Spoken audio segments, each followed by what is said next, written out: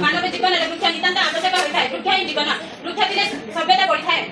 तेणु सप्रेटमेंट कहले वृक्ष जल शस्य शस्य सभ्यता बढ़ी है। शिशु को जन्म दे थाए ठीक से परे हमको गछ अम्लजान दे थाए। मां एवं गछ उभय परस्पर परिपूरक कहले अत्युक्त हेब नाही।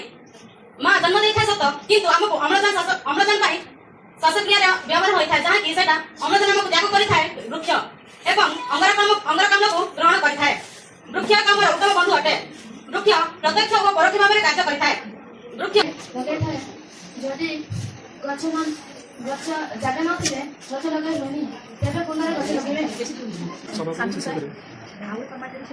फल काठ इत्यादि वस्त्र और औषध पाई थाउ। कथार अछि प्राणी को बचेबा काम तार अम्लजान करे से बाहर प्राणी को बचेबा काम तार जहाँ की माननीय प्रधानमंत्री श्रीयुक्त नरेंद्र मोदी नई वृद्ध जयंती पार्क में गछ लगाई उद्घाटन विश्व परिवेश दिवस माननीय प्रधानमंत्री श्रीयुक्त नरेंद्र मोदी नई बुद्ध जयंती पार्क में गछ लगाई उद्घाटन करते। वृक्ष आमर सब क्षेत्र में सब कार्य साहाय्य करे। वृक्ष को सबुज स्वर्ण कहुए कारण वृक्ष सुना ठार कम पड़ी थाए कहीं सुना जी मूल्य नुह से वृक्ष आम मूल्य।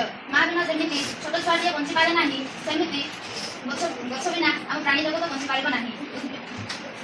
उद्भिद जगत प्राणी बिना बंची पारे सुख किंतु प्राणी जगत बिना उद्भिद जगत बिना प्राणी जगत से गछ भल पाई पार्छु। आम जब गछ काटुचु जानवा उचित कि आम माँ को काटुचु।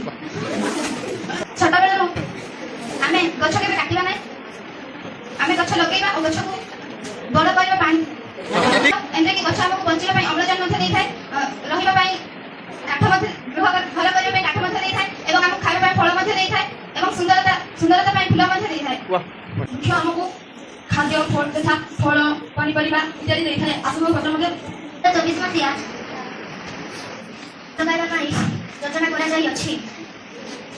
परम मित्र बा बंधु मनीष अकृतज्ञ होई पारे किंतु गछ केबे अकृतज्ञ होई पारे ना। माँ आमको जेपरी छोट रु बड़ पर्यंत आमर सबू अड़े अडर सही आमको जेपरी स्नेह आदर करें गछ तार जीवन काल मध्य आमको से सब किसी दे थाए। अम्लजान फूल फल जहाँ किसी आम जीवन में से सब पाई आज कौन बंची पार्छु।